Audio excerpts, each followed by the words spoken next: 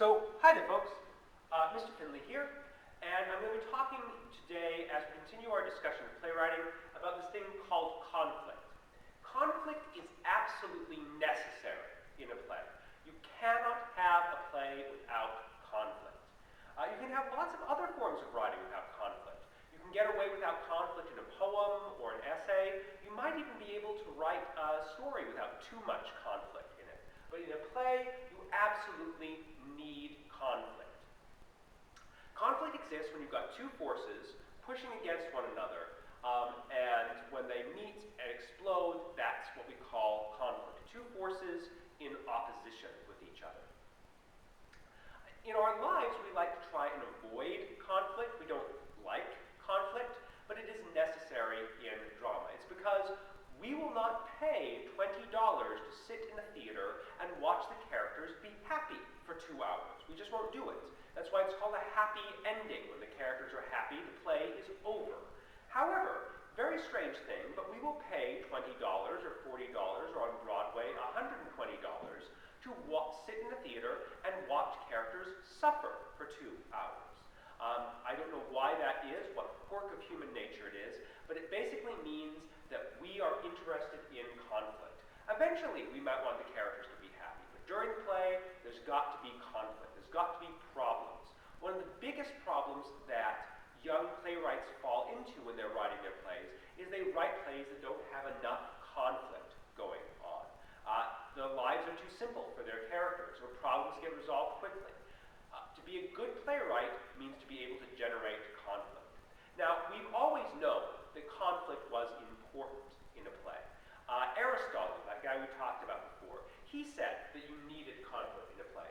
And of course, he used the Greek word agon, which just means conflict.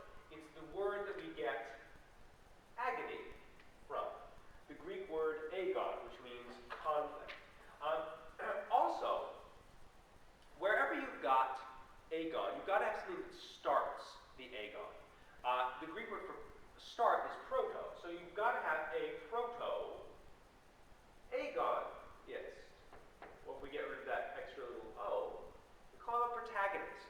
You remember this from when we talked about short stories. The protagonist is the main character. Well, another way you can say that is the protagonist is the person who goes through the agon, who goes through the conflict, who wants something badly enough that they are willing to go through all these different types of conflict in order to get it. And that's what gives shape to a play.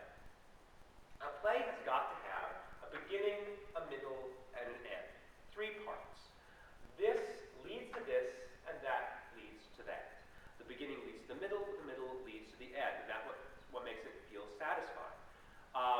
One of the ways we can think about beginning, middle, and end has to do with this idea of conflict.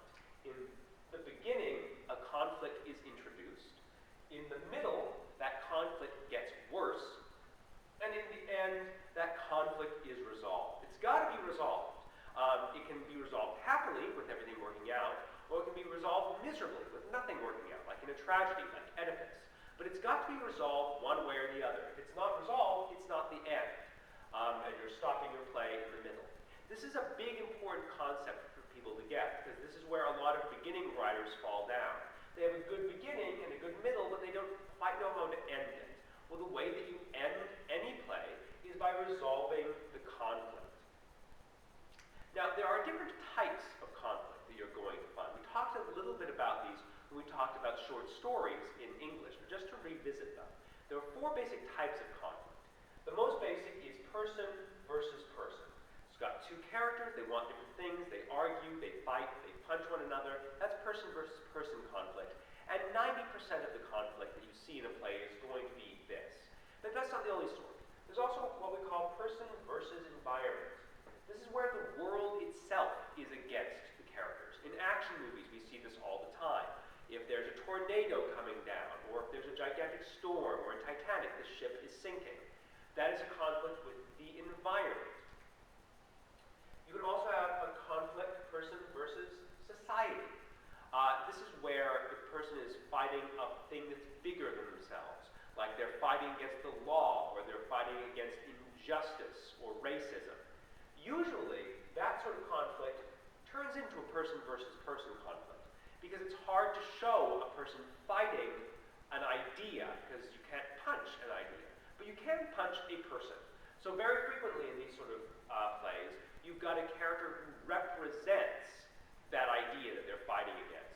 So in a play in which a character is fighting against an unjust law, there's usually a character of some sort, a judge or a lawyer, who represents or speaks for that unjust law. So person versus society can be very powerful plays, but they often involve some element of person versus person. Finally, you've got person versus self. Like I said, whenever you've got two forces in opposition to one another, you've got conflict. But those forces can be inside one person at the same time. In Shakespeare's play Hamlet, for example, you've got a character named Hamlet who wants two opposite things. One, he wants to get revenge against his evil uncle who killed his father. At the same time, he doesn't want to be a murderer. He's got two equal impulses, and they bang up against one another inside of his head and his heart. That's a person versus self conflict. They're hard to write, person versus self conflicts, but they're really interesting when we see them on stage. The important thing to remember is that these four sorts of conflicts don't ever exist just by themselves. The trick to good writing is to layer them. So if you've got a person versus person conflict, you might add an environment level. Put them both on a sinking iceberg, for example, or have one of them be terribly, terribly sick. This gives an environment conflict. You might add a person versus society conflict as well, if one of the characters has a deep belief about something in society that affects how that conflict goes on. You might add a layer of person versus self. Maybe one of the people in the argument doesn't entirely believe the point that they themselves are arguing for. So if you want to make a scene interesting and fill it out so it doesn't just seem sort of very second grade and straightforward, one of the great ways to do it is to layer on different